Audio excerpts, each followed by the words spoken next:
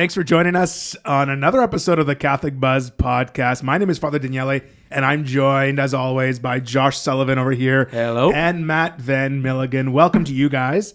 We're on the second episode of season 3, and we're just rolling right along. We're tackling new topics that people have either suggested or brought to our attention, and that's what we're going to do again today. And today, I think there's a lot of aspects to the topic we're talking about. We're talking about money. We're talking about tithing. We're talking about donations, right? And there's just so many layers to this topic that I hope people find maybe learn something new, or maybe adjust their practice of tithing, or... I think there's a lot of misconceptions too. Sure. So hopefully we'll put to bed some of those misconceptions and, Well, why don't we just tackle one of those right now off the bat? Sure. Because you just brought it up. Money, Before we even talk about tithing, this idea that the church has lots of money. Yeah. And I think we talked about it in an episode when we were just babies in our season 1, right? But I think it's important for people to know how the church works in terms of money, because maybe it's not known, right? Yeah. So if I could, let us know. People always say, like, well, why doesn't the Vatican just sell one of their paintings and help pay for that bell tower, right? And it's like, okay, well, it doesn't work like that. Sure, the Vatican has beautiful things, right? Mm-hmm. But they're preserving it for us. I mean, that painting belongs in a place where I can go see it, right? As opposed to your garage, because you paid $1 million for it or whatever, right? Well, one of the things too, I think of a lot of times, let's just say I made this cup. I'm holding up a cup for those just listening to the podcast. It's a nice cup. It's a nice cup, Catholic Buzz cup. If I made this cup and I said, okay, Father Daniele, I want to give this, I'm giving this to God. Boom. So I've donated it now to God. I haven't donated it to the church. Right. I've donated it to God. And this is my gift, maybe in the form of tithing or whatever, but it's to God. I'm making this beautiful masterpiece. I'm creating this statue. I'm creating this painting, and I'm gifting it to God. Who then says that God doesn't want it anymore and we can sell it? Right? And that's kind of like, like, is it you? Like, because I'm telling you that I'm gifting it to God as a priest. If I've gifted this to the church or gifted it to...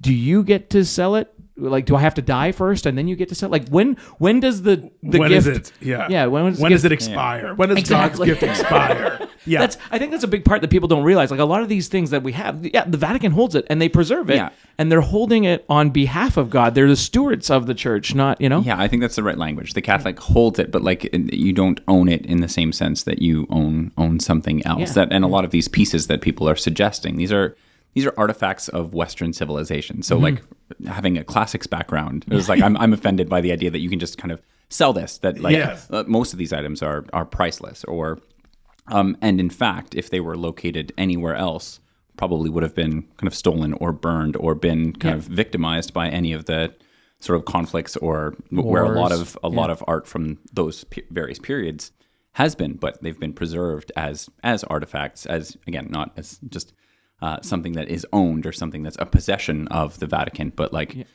they've been the caretakers of these artifacts. And sometimes they've had to recover things that have been stolen or misused or whatever. Okay, so that's to clear up the Vatican thing. Like, we're not just going to sell the property, and then what do you? That's a whole other topic. Like, what are you going to do with that money? Who gets that money? Yeah. Is it this country? Is it this people? Is it whatever? Anyways, let's go back now to how a church works, because every person, when you donate money to your parish, okay, that's how you donate money. No one's writing a check, I don't think, to the Vatican, right? Exactly. Like, people are writing a check to, St. Cecilia's Church or whatever it might be. That's the parish you belong to.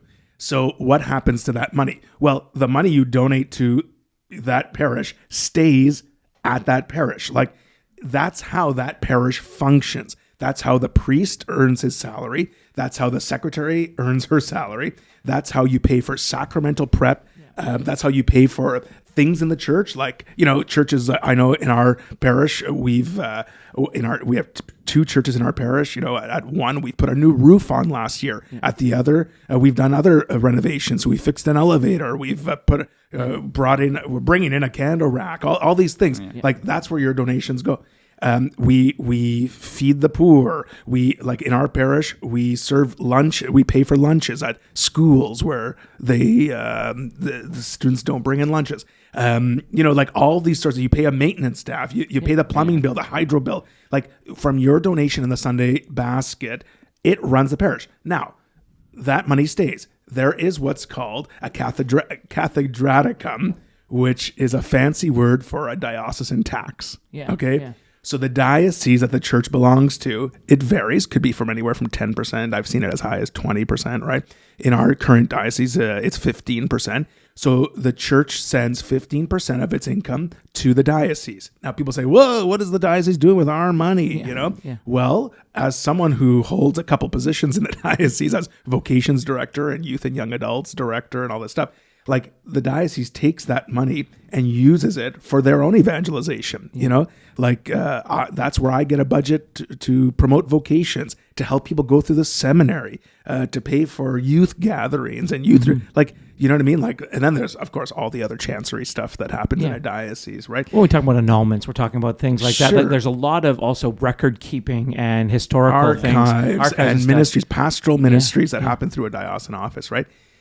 So it's not like, and like I know as a pastor of a parish, we budget, we're like, okay, we brought in this much last year. We're expecting, maybe an increase next year, maybe whatever it might be. That's the plan of myself as a pastor and the finance committee.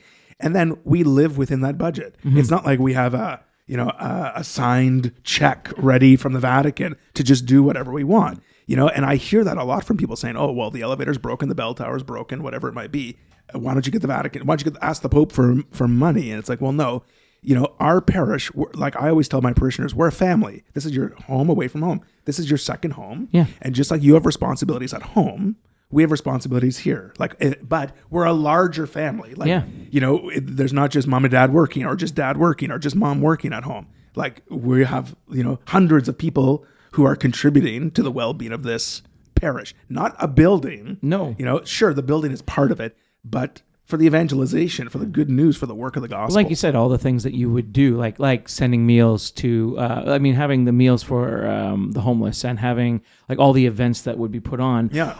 As ministry, as part of the church. Yeah. Okay, two things I just wanted, because you hit on them, and I think people need to know, but they don't really understand. I was doing financial advising one time in my life, and I had a lot of priests as clients. One thing that people don't realize is how much a priest actually makes. And if you take of it, I bring it up only because it's something like when you said, well, a priest pays the priest salary. Right. I bet you if you were to take right now 10 people, or just in your head, if you're listening to the podcast, what do you think a priest actually makes? Is it 80,000? Is it 60,000? Is it what exactly would that number be in your head? And now I want to compare it to the priest does roughly 8-9 years of university studies, has a master's, all that kind of stuff, right? Correct? Yeah. And they can take care of our spiritual, emotional well-being, if you will.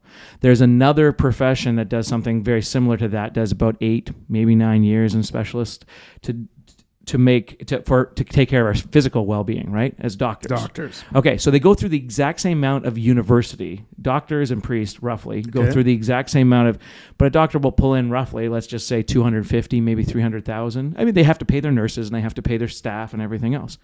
How much off the top? I mean, or I can shoot out the number that I know, but I mean, you can. Well, 10% of a doctor. Yeah.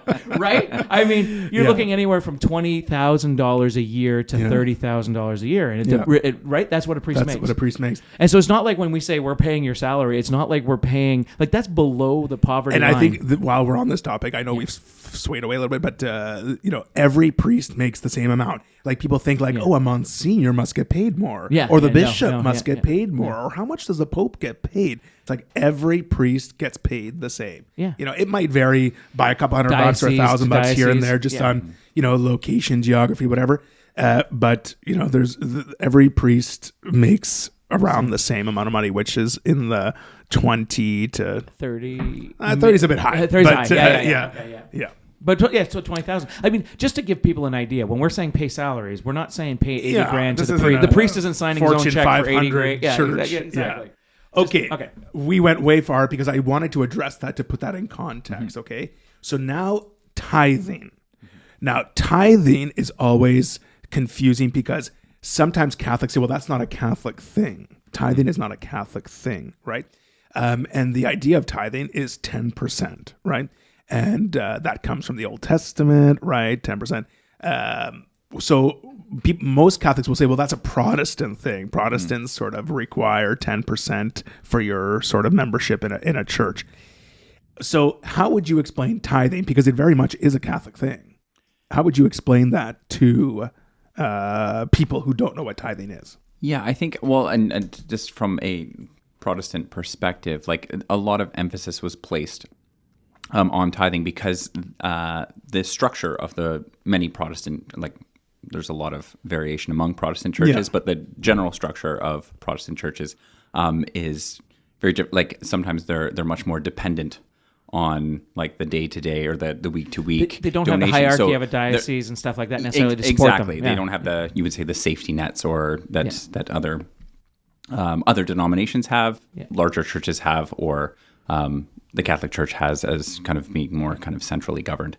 But so there can be a higher degree of insistence on, this 10% is required. So you need either if you're not giving 10%, you have kind of claims to poverty, or you are you're in a position where you actually can't give. The idea that it's a Protestant idea is that sometimes Protestant denominations or specific churches place a much higher emphasis on, this is required. Right. And if you're not doing this, you're not kind of... And when we're talking 10%, we're talking 10% of your total income, right? Is this gross or net? Just a question. That's a pretty fierce debate. Now, in the Old Testament, right, the obligation under the law of Moses was, 10%. But under the New Testament, right, look at St. Paul in his second letter to the Corinthians. He says, in the first letter to the Corinthians, chapter 16, he says, on the first day of the week, Sunday. Each of you should set aside whatever he can afford, right? Yeah. And that's, I think, where our understanding of tithing is. Just because we're not obligated to the 10%, like in the Old Testament, it doesn't mean that we've been dispensed from helping the church. Yeah, of course not. Right? I think it's really important. I'll tell you a personal story. A couple years ago, maybe 1 or 2 years ago, I don't remember when, I spoke to our congregation about tithing. And before I did, I was praying about it, obviously. And then I said, you know what? Let me do the math here. And I took my total income and the total of donations that I was giving, not just to the church, but to other charities, right, that I support. And I was so embarrassed that I was only giving around 3 to 4% of my total income. It shocked me because here I thought I was a generous giver. Yeah. Like everyone's like, well, there's, putting a dime in the collection basket. No. But I was really embarrassed by it. And so I told that to the congregation because that was for me a self-discovery. So I encourage them, go home and do your calculation, right? How much you're spending. And I'm not expecting you to jump to 10% if you're at 2% or 3% or 4% like I was. So I slowly made a change to 5 or 6%, and then have since brought up my contributions to charity and the church closer to 10. I'm not exactly at 10, but it's very close, right? So that's a great testimony because when I said to my wife that this is what we're talking about today, she said, "Oh, you should bring up the homily that Father gave her." That when he she remembers that she remembers that, and that really did trigger in us. We're like, okay, well, we should reassess. We should like, what are we bringing in? What are we giving? Are there ways or kind of areas where we can give more? Yeah, and I think it's just it goes back to the thing like everything good belongs to God, right? So we have to do our part to give back to God. And the church is one of the places that does the work of God in its in its more visible way. Yeah. Like the church reaches out to so many different people, so many different through different ministries that you as your family couldn't by itself. So that's why we give our 10% or whatever we can to the Lord, whatever, like St. Paul says, whatever we can afford. Right. I was thinking too, just when you said that, Matt, was when I was in doing financial stuff. The rule of thumb was every 7 years your financial needs change. And so every 7 years, at least, you should definitely reassess. I'd say every 5 years, but every 7 years, reassess what your financial needs are, specifically when you're talking about tithing and giving to the church. Because like I can imagine, like if I was to look back and say, okay, this is what I gave when just me and Chrissy were, university students and we didn't have any kids. And then, that's what we were giving because that's all we could afford. And now if I was to look at, okay, well, we both have jobs and we're, set, we have a house and we have this and that and the other thing. If I haven't changed my giving from that point, well, I haven't really been faithful to assessing and looking back at what exactly it is. The other thing too that to bring up, we are asked for a couple like prayer, fasting, and almsgiving and talking. Is almsgiving different than tithing? And the reason I bring that up is because there's something that when we talk about tithing, one of the things I hear about sometimes is prayer, fasting, and almsgiving. Sometimes people would give to the church because they would specifically I was watching Medici. And they were talking about how they donate. I mean, it's not a great show in the Catholic world, let's just say, but Josh recommends. No, not at all. But it was an interesting show. But one of the things that happens in that show is that the Medici family gives money to the church, specifically is doing this, that, or the other thing, and it's political and whatever. But one of the things thinking about it was they were donating so that the church could feed the poor for them because they didn't know how. They didn't have the resources. They didn't have and so it was like, I want to feed the poor. I don't know how. I'm giving to the church to feed the poor because the church had let's say the orders that would feed specifically or they had the volunteers to feed the poor. And they had a lot of means. They had a lot of money, but they weren't going to hire servants to go out and feed the poor. If that makes sense. Yeah. And so they would give the money to the church so the church could feed the poor. When we're talking about that, okay, so what's the difference between tithing is your responsibility to help the church, right? Yes, okay. And to recognize that your gifts belong to God. Almsgiving is a focus. We do it a lot. We do it more intently, I think, during Lent. Yeah. Almsgiving is more of a focus on helping the poor, the needy, gotcha. and focusing on acts of charity. Right? Makes sense. So tithing is sort of your responsibility as a member of a particular place, right? Is to help support that place. Almsgiving is really a focus on it's charitable works. Yeah, it's a hard distinction to make too because a lot of times they can look like the exact same thing. Absolutely. Like if you have your regular tithing envelope or something, if you're putting it in the basket, a lot of times your parish will be running a special collection or a special program or something like that. You have a different colored envelope. So like this looks like the same thing, but it's directed in a different way and it's working towards maybe a different purpose. I want to ask a question because, and I really do want to encourage people, if you're not giving to your local parish right now, to really, really consider starting somewhere, whether you're, retired, working, maybe a student, even as a student, I used to give to my parish every time I went. It's different. Like you said, our financial needs change or whatever. So I want people to really consider that. But, a couple of things that are new to the tithing world today, because the typical basket comes by during the pews and people put their donation in the basket. Whereas today, there's also options like e-transfer. There's pre-authorized withdrawals that come right from your bank account. You can go online and pay credit card. In our travels, I believe it was in Montreal when we took those teenagers to Montreal. I think you could tap your debit card right there in the church, and as a donation. I'm looking for one for our parish, and but so all these different things.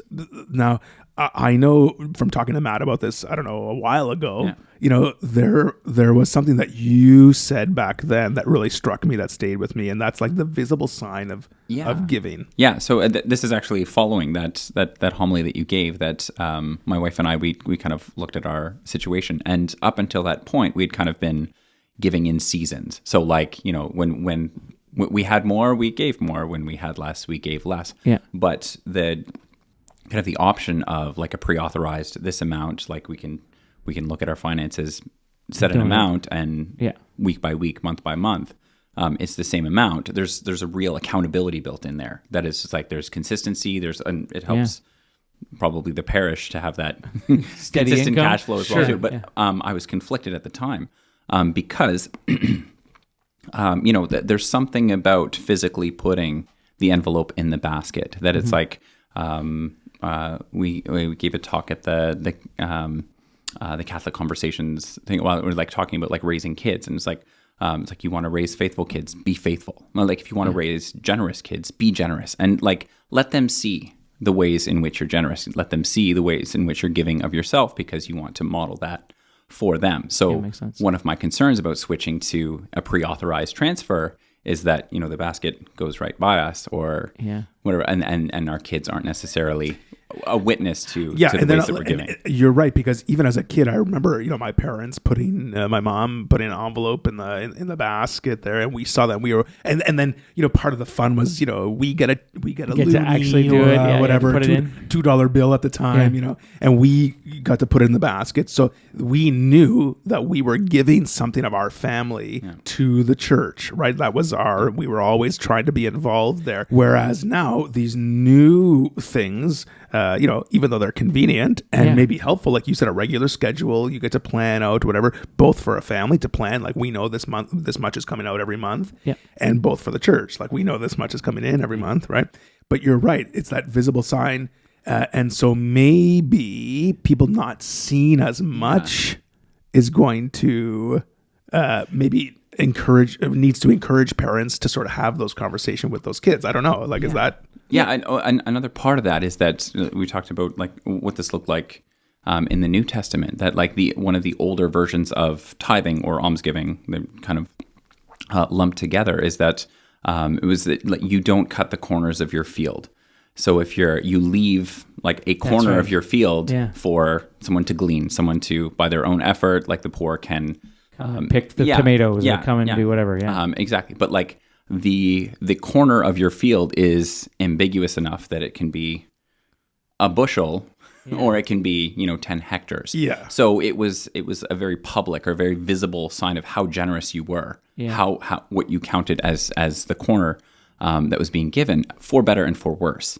So like on the one hand, like you could be more generous, you could provide more for the poor. On the other hand, it could be a visible show. It could be what Jesus kind of talks about is like when he's saying, don't let the left hand know what the right is doing. Yes. When you give in secret, or like, so that you're not getting your earthly reward, that, your Father can see how much you're giving. So like there's both sides of it. And, you want to check your own motivation and check your own. Yeah. And I remember when pre-authorized withdrawal first came out. Like this is years ago, because e-transfer is relatively new and credit card is relatively new, right? But pre-authorized came out, I don't know, a number of years ago. And the big concern there was people who were doing pre-authorized were embarrassed because they didn't put anything in the basket. The basket was coming by. That was me. And and you weren't putting it, and your neighbor was seeing like, hey, that guy's not doing putting anything in the basket. So some parishes came up with this thing where it's like, okay, you got to pick up a card at the back of the church that says I donate through pre-authorized, and you put that in the basket just as a visible gesture. But and a legitimate concern. There is that visibility side to it, like both sides, like you're saying. Is it for because I want people to know I'm doing or is it for flaunting? Whatever it is. But I think now that e-transfers in, that credit cards in, that all these digital ways are involved, especially post-COVID, right? Yeah. That I don't hear people complaining about that. No, and anymore. I think that was a major concern for me. And one of the things we talked about was having these. I was in Thunder Bay at the time when pre-authorized came in. And we were talking about whether I would switch or not. And I remember talking with the priest, and I said, well, you know what? I got to be honest. Part of it was the kids and having the kids put something in the basket. They fight over who was going to actually donate. But the other part was actually putting something in the basket. And, people didn't see that. What would they think or how would they react or whatever the case may be? And so we're talking about little tokens and all that stuff. And I finally realized I had to get over it because it was a prideful thing for me. It was totally pride. Sure. And so I had to be like, okay, no, that's ridiculous. Why what I give has anything to do with anybody else. You know what I mean? I don't put the amount on the envelope in really big highlighted letters so that everybody, and then hold it over my head backwards so everybody behind me can see, and then drop it in the basket. Like that's not, this is about me and God. This is about me making the sacrifice with my family. This is, it's a different. You don't run one of those huge novelty checks that they give at the lottery winners. Yeah, exactly. Yeah. Exactly. They don't sell them. On a point you said too about, this belongs to God, and we're not supposed to be receiving sort of whatever credit for. I forgot how you worded it there, but you also brought up a point about tax receipts, Oh yeah. right? So should we do it in that's secret? what you were saying. Sorry, now secret. I remember. You said we shouldn't let the left hand know what the right hand is doing, that sort of thing. So, people ask, like, is it right to get a tax receipt for your donation to the church? Because, our giving should be, out of the generosity and secret and all this stuff, the scriptures say. And what's your take on it before? Because I have my own ideas. I would say that your giving shouldn't be motivated or affected in any way by the fact that you get a tax receipt because it classifies as a charitable. It has charitable status. That's right. Episodes back when we were talking about some of the complications of the church being kind of subject to public mandates and operating within the kind of structures of government and things like that, for better or worse, we submit ourselves a lot of times to the kind of government structures. Yeah. But part of that is that, we're accommodated to some degree because the church, has charitable status. So we get a tax receipt, and that's a benefit to us. But there's a complication there that, if that relationship ever becomes, fully strained, are we able to separate those things, or are we able to, are we going to give just as much, if there's no receipt on the other end, or if it doesn't benefit us? If you're in a different country and you didn't get those tax receipts or whatever, would you still give? Yes. And would you give the amount? I mean, and that's one thing. Like, how much do we give? And everything else could be another part of what we have to look at. Like, should we even give if we don't go to church on a regular? Because we're still sick because of COVID. We've talked about this before, but. I'm worried about going to whatever, or maybe legitimately I'm a shut-in in the sense of, like, I can't get out of my house. So do I still give to a church even though I don't attend it, or that kind of things? Yeah, there are so many people who are so generous to the church, even though they've been at home with an illness or whatever, they still make sure that they're donating to their parish because that's where they belong, right? So that's really good. And there's some people who belong to the parish and don't. Maybe you haven't seen them or whatever. I think that as Catholics, even if you are not attending Mass, that, tithing is something that is from us to God, from us out of our love for the Lord. Excuse me. And that is something that we should be doing, whether our butts are in the seats or not, if you know what I mean. Yeah. And I just...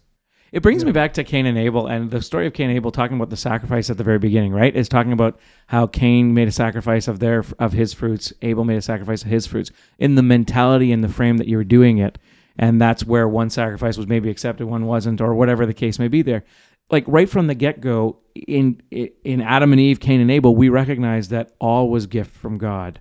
And so by giving back that percentage, that 10% or whatever the case may be, by giving back to the church, even if you don't go to church, by giving back, saying, back here you go, God, I'm giving this back. Help them feed the poor. I'm recognizing that what I have is gift from you. My life is gift.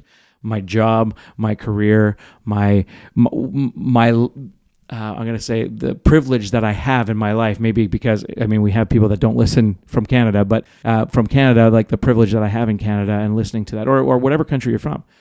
This is what I have. This is what I have extra. This is what I can, not extra, sorry, but just everything is gift from God. I'm giving back to you, and then I'll figure out the rest. You know what I mean? Like, I don't have to worry about it. I'm one of the crows. I don't have to worry about what I'm going to eat and everything else. I'm going to give back to God. And I want people to recognize that if everyone is contributing to the well-being of the church, just how much the church can do. Yeah. You know what I mean? Like, the church is not like a parish. I was going to say our parish, but a parish doesn't just sit with the intention of growing its bank account, right? Like, whatever we bring in, if we can afford to do, we get requests all the time. Yeah. I know in our parish, we have not turned down anyone who's asked for help. But that's through the grace of God and the generosity of our parishioners. So if they need food, if they need help, if they need this or whatever it might be, we've been able, in the time that I've been here is to say yes, to help these people, which is beautiful. How much more can we do? Yeah. Instead of waiting around for a request or whatever it is, how much more can we do, and how much more can we reach out to people, even in evangelization, and not just in charity, Yeah. in programs, like in things that we can offer, if everyone is supporting their church in the way that we should. Well, we talk about right there. So right there, you can ask if other denominations, not Yes. Catholic, but other denominations require the 10%, or it's not mandatory, but it's highly suggested, and you got to figure out why you don't give 10% if you don't give 10%, that kind of thing. If that's what we're going off of, and they can afford a full-time pastor that has a family, so this is not someone that's getting paid $20,000 a year. This is someone who's getting paid a decent salary. Not again, I mean, depending on the church, it could be millions, but for the most part, I would imagine it's a decent salary. Yes, and there's more of a, we already kind of clarified what the Catholic model looks like, but there's more of a market drive. And again, not all Protestant denominations are the same, but a wealthier parish gets a more educated pastor a lot of times because they can afford to call a better pastor from another church because they can incentivize them. But then not only that, but you have double pastors. So you have 2 or 3 pastors. You have a youth pastor. You have other by these churches that make more money have this extra stuff coming in, as well as affording the music ministries and all that other stuff. Like if that's what happens with one parish. One church, let's say, in a Christian denomination that's not Catholic and stuff, if we had the same thing going in the Catholic Church, what exactly could we actually get done? How much could we actually, Yes, So. and one more thing before we wrap up here that I want to address is people with this idea that their financial donations that go to the parish, maybe they struggle giving those donations because some people think like, oh, our money goes to pay off sexual abuse lawsuits or something like that. Or I know in our local city where we film this podcast, like a number of years ago, the bishop had closed a number of churches in town, right? So I know people don't give to the church anymore because they don't want, quote, the bishop to have this money because they're mad at the bishop. Well, it's like, like those aren't real things. Like your money goes to your parish, right? Your money doesn't go to pay for lawsuits. There's a whole bunch there's insurance structures for that. And of course, I'm not making light of those situations. Those are also very unfortunate and important matters to rectify. But your donation in the collection basket or your pre-authorized or your e-transfer or your credit card donation doesn't go to pay off those lawsuits, doesn't go to pay off, doesn't sit in the bishop's pocket, even though you're mad at him or whatever it might be. So if someone is, I just really want people to understand that your money goes to help your parish, right? And these outside factors that want to, really make us reconsider even donating in the first place to our church, I'm asking people to really reconsider that because that's just not the case. Yeah. Okay. One last question. If I can't afford, I'm a university student. I'm doing my best. I'm putting $2 in the collection plate. Okay. Yes. I'm putting $2 in the collection plate. I can't afford much more than that. I'm eating mayonnaise sandwiches because mayonnaise and pickles are all I found in my fridge. You know what I mean? What am I looking at there that I can? Yeah, and how else I can I wanted to talk about that a little bit, but we're out of time. But you're right. Tithing is not just financial. Yeah. Right. And I think that's what's maybe we missed here on the episode. But if you feel like you can't give, like for example, a student, monetary, someone who's lost their job, someone whose situation has changed, all of us have gifts and talents. That doesn't release us from helping the church. But it might be in a different way. It might be in our volunteer time. It might be helping with a project. It might be giving our gifts. Like, we might have a skill that your parish can use. Mm-hmm. We might be able to fix the plumbing or help with the sacrament preparation program or with the youth ministry or, contribute to the Bible study or whatever it might be. Dusting the candles. I don't know. Yeah, seriously, there is something for everyone to do, to do at the parish. So if you're not able to financially give, and honestly, there are some people who say well, I'm not giving because I help here, right? Well, honestly, you are not able to financially give. There are so many ways that you can sort of physically tithe to your parish by your time. All right. Okay, well, that's it for us today. So we'll be taking a collection around our production studio. here today. If you want to give to the Catholic Buzz, all of our listeners, 10% send to our podcast. Yes. Thank you for joining us today. Of course, if you have any questions or comments about this episode or ideas for future episodes, you can email us at askus@thecatholicbuzz.com. You can visit our website at thecatholicbuzz.com, or you can leave comments on our Facebook, Instagram, and TikTok pages. For Josh Sullivan and Matt Van Milligan, my name is Father Daniele. Thanks for joining us on The Catholic Buzz.